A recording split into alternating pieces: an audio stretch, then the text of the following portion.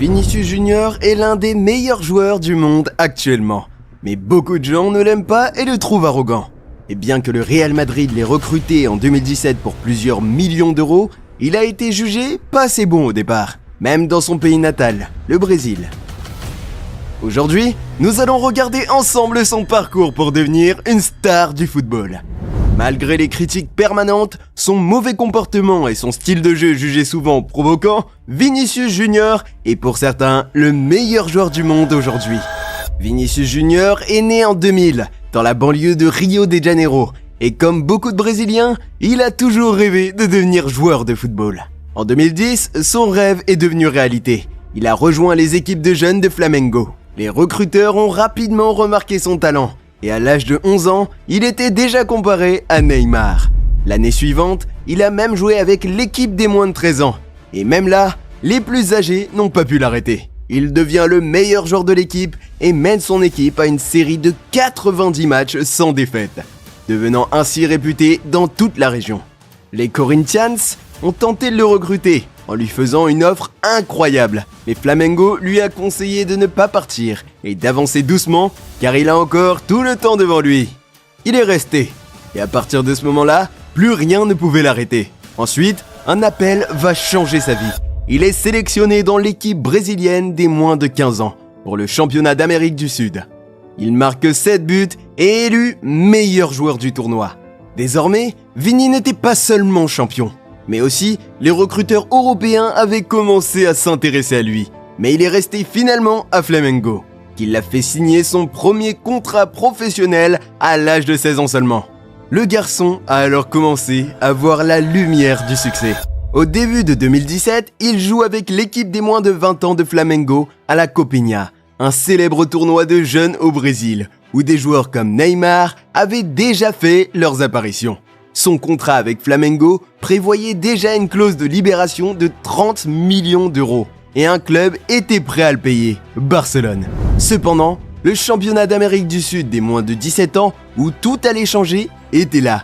Dès le début, Vini a été exceptionnel, faisant des lobes par-dessus le gardien, passant la balle entre les jambes de ses adversaires ou dribblant 3 joueurs d'affilée dans un même match. Il a tout fait. Le Brésil a gagné. Vini a marqué 7 buts et a été élu meilleur joueur du tournoi. Et là, les journaux espagnols se sont mis à raconter que Barcelone avait déjà trouvé le prochain Neymar. Seule une équipe n'était pas du tout du même avis, le Real Madrid. Ils ne voulaient pas faire la même erreur que celle de Neymar et laisser Vini leur filer entre les doigts. Il n'y avait donc qu'une seule règle. Peu importe ce que Barcelone est prêt à payer, nous payerons plus. Puis ensuite, un moment très spécial est arrivé à Rio. Vinicius a fait sa première apparition avec Flamengo. Mais pendant les 10 dernières minutes qu'il a joué, il ne s'est pas vraiment distingué. Au contraire, tout le monde n'en a pas cru ses yeux.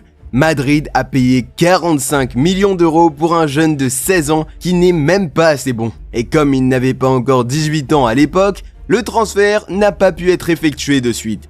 Vini a donc joué une saison de plus pour Flamengo, mais il n'a pas vraiment été à la hauteur à ses débuts.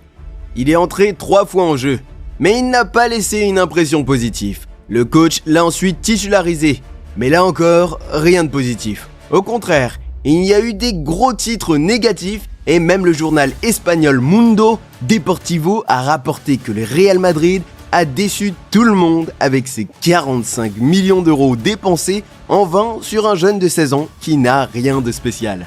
Le football est un sport qui évolue très rapidement. Et Vinicius l'a appris lorsqu'il a été attaqué par la presse internationale après seulement 5 matchs. Mais la plus grande humiliation est arrivée 2 mois plus tard, lorsqu'il est entré en jeu à la 75e minute, puis a été remplacé juste avant la fin du match. Il était la rigolade de tout le Brésil. Les commentateurs se moquaient de lui et les gens disaient qu'il ne porterait jamais le maillot du Real Madrid, car ils allaient bientôt réparer leur erreur et le vendre à bas prix à un autre club. En plus de cela, il a eu un surnom au Brésil, Negueba. Il y a quelques années, il y avait un joueur nommé Negueba qui avait rejoint l'équipe première de Flamengo à un jeune âge et qui avait été considéré par les fans comme une nouvelle superstar. Mais il n'a jamais répondu aux attentes. Jouant si mal qu'à 25 ans, il n'avait toujours pas réussi à faire une carrière. Vinicius a alors été surnommé Neguebinha, le petit Negueba.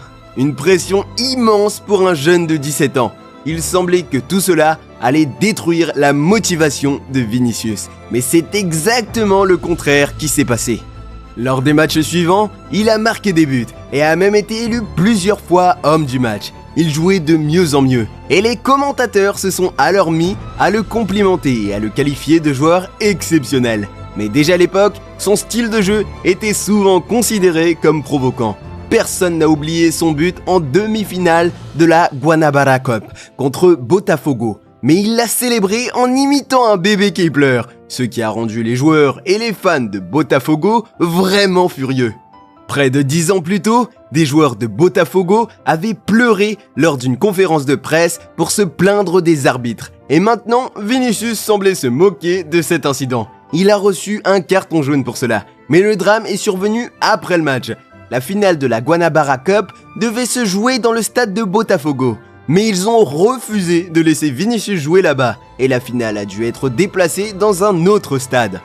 En tout, Vinicius a marqué 11 buts en 50 matchs et juste avant son 18e anniversaire, le moment était venu. Il a quitté Flamengo pour tenter sa chance en Espagne. Il ne savait pas encore que ses débuts allaient être tout sauf faciles. Le 20 juillet 2018, 8 jours après son 18e anniversaire, il a été officiellement présenté à Madrid, mais on voyait qu'il était un peu nerveux, car 45 millions d'euros, c'est beaucoup de pression pour un jeune de 18 ans.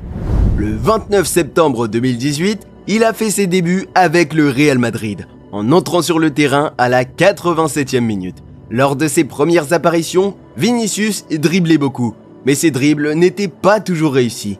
Il a donc souvent été relégué en équipe des moins de 19 ans ou en réserve, ce qui faisait beaucoup marrer les fans de Barcelone. Il pensait avoir poussé Madrid à dépenser une fortune pour un mauvais joueur. Mais ensuite, Vinicius a marqué 4 buts en 5 matchs avec l'équipe réserve, ce qui lui a valu une chance de commencer en Coupe du Roi contre Melilla. Il a délivré 2 passes décisives et a été élu homme du match. Par la suite, il a été appelé de plus en plus souvent en équipe première. Il a marqué son premier but, devenant ainsi l'un des plus jeunes joueurs à avoir marqué pour le Real Madrid. Et c'est là que tout a vraiment commencé. Il est devenu le 3e plus jeune joueur du Real Madrid à faire ses débuts en Ligue des Champions et a même donné une passe décisive. Il était de plus en plus souvent aligné comme titulaire à Madrid et montrait de bonnes performances, ce qui a conduit à un appel très spécial. Il a été invité aux matchs amicaux de la Seleção brésilienne. Mais alors que tout semblait bien se passer, la tragédie a frappé. Lors d'un match de Ligue des Champions contre l'Ajax, Vinicius s'est déchiré un ligament.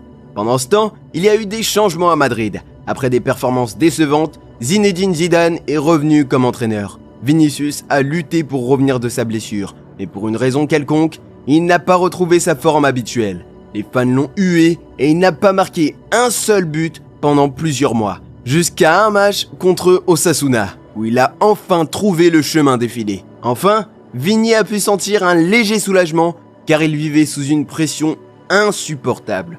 À ce moment-là, de nombreux commentateurs brésiliens affirmaient que Vinicius ne méritait pas de jouer en équipe nationale. De plus, les commentateurs espagnols l'accusaient d'être un roi de la natation à cause de ses simulations. Il semblait même que ses coéquipiers avaient perdu confiance en lui. Lors de la Supercoupe d'Espagne, alors que le match devait se décider au tir au but, les caméras ont montré Vinicius se porter volontaire pour tirer un penalty, mais l'équipe semblait l'ignorer.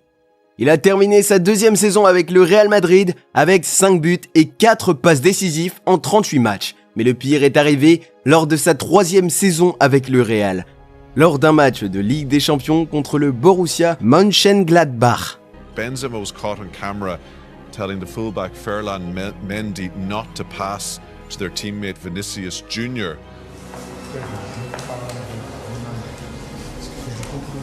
Et qu'a dit Vinicius à ce sujet? O que o Benzema tinha contra você, cara? Não, nada, o carinho sempre teve carinho muito grande por mim, sempre tentou ao máximo me ajudar, né? E quando passou aquilo, dia depois também ele veio conversar comigo, falou que não era aquilo que tinha passado e eu sempre levei na boa, nunca... Malgré tout cela, cette période n'était pas facile pour lui.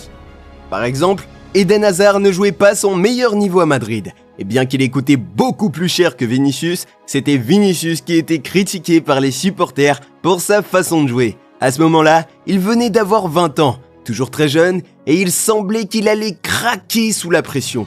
Il a terminé la saison 2020-2021 avec 6 buts et 7 passes décisives en 49 matchs. Ce n'était pas mal, mais le Real Madrid s'attendait à mieux. Ensuite, quelqu'un est arrivé qui allait changer la vie de Vini à jamais. Carlo Ancelotti. Sous sa direction, Vinicius s'est épanoui et s'est transformé en un autre joueur. Il est soudainement devenu l'un des joueurs les plus constants, formant un duo redoutable avec Benzema. Ironiquement, Benzema, qui l'avait critiqué auparavant, le louait maintenant sans cesse. Vinicius était fantastique. 5 buts et 2 passes décisives dans les 6 premiers matchs de la saison. Le mois suivant, Vinicius a été élu joueur du mois de Real Madrid et en novembre, joueur du mois de la Liga, puis sont venus les 8e de finale de la Ligue des Champions contre Paris. Ils ont perdu le match aller, mais au retour, c'était très difficile. Ils étaient encore menés au début du match retour. Mais ensuite, Vinicius et Benzema ont inversé la tendance. Madrid a gagné 3-1 et Vinicius a été impliqué dans les 3 buts. Et ils ont continué. En demi-finale, il a marqué l'un des buts décisifs contre Manchester City. Puis en finale, Vinicius Junior a marqué le but décisif. 1-0. Il était champion de la Champions League. Avec son but, il est devenu le plus jeune Sud-Américain à marquer en finale de la Ligue des Champions et le premier joueur de moins de 21 ans à être impliqué dans 10 buts en une seule saison de Ligue des Champions depuis Lionel Messi. Cette saison-là, il a également aidé Madrid à remporter la Liga et a terminé 9e au Ballon d'Or, alors que Benzema a été élu meilleur joueur du monde et gagnant du Ballon d'Or. On pourrait penser que les critiques se seraient calmées, mais la saison suivante, il a reçu plus de haine que jamais auparavant. Les journalistes et les supporters espagnols se sont concentrés sur ses célébrations de buts, car il se met souvent à danser après avoir marqué ses buts. Avant un match contre l'Atlético Madrid, une poupée de lui a été suspendue à un pont et il a été régulièrement insulté en raison de sa couleur de peau. Mais il a essayé de répondre par de bonnes performances sur le terrain. Sur la plus grande scène du football, la Coupe du Monde 2022 au Qatar. Nous nous souvenons tous de ce magnifique but de Richarlison. Qui a fait la passe décisive ? Vinicius. En 8e de finale, Vinicius a marqué le premier but contre la Corée du Sud. Et pendant la Coupe du Monde, il y a eu cette scène amusante lorsqu'une chatte est soudainement apparue lors d'une conférence de presse. Mais malheureusement, l'aventure du Brésil et de Vinicius s'est terminée tristement en quart de finale contre la Croatie. À la fin, la saison 2022-2023 a été décevante. Le Real Madrid a échoué en demi-finale de la Ligue des Champions et a terminé 2e en Liga. Cependant, Vinicius a été extraordinaire, marquant 23 buts et offrant 21 passes décisives en 55 matchs. La saison suivante devait être meilleure, mais un événement a bouleversé Vinicius et l'a fait pleurer. Lors d'un match à Valence, il a été victime d'insultes racistes et de jets de bananes. On pouvait voir à quel point cela l'a affecté. Pendant le match, il a montré un spectateur du doigt, l'accusant de l'avoir traité de singe. Que s'est-il passé ? L'arbitre n'a rien fait et la situation a rapidement dégénéré. Vinicius a été violemment attaqué par Mamardashvili et un autre joueur de Valence l'a pris par le cou. Vinicius s'est défendu et a reçu un carton rouge. C'est incroyable. Le gardien et le joueur de Valence ont pu continuer à jouer. Vinicius n'avait que 23 ans et on pouvait voir à quel point ce sujet le touchait. Malgré tout, il a continué à jouer une saison remarquable, marquant des buts importants, comme le 1-0 contre le Bayern en demi-finale aller de la Ligue des Champions, et en finale, il a marqué le but du 2-0 contre Dortmund. Il a de nouveau remporté la Ligue des Champions et la Liga, marquant 24 buts et offrant 11 passes décisives en 39 matchs. Et bien que je ne sois pas fan des actions antisportives comme ici contre Kimmich, son style de jeu peut parfois sembler très provoquant et antisportif. Mais il est indéniable qu'il est l'un des joueurs les plus talentueux et les meilleurs en ce moment. Et il ne mérite absolument pas les insultes racistes qu'il reçoit.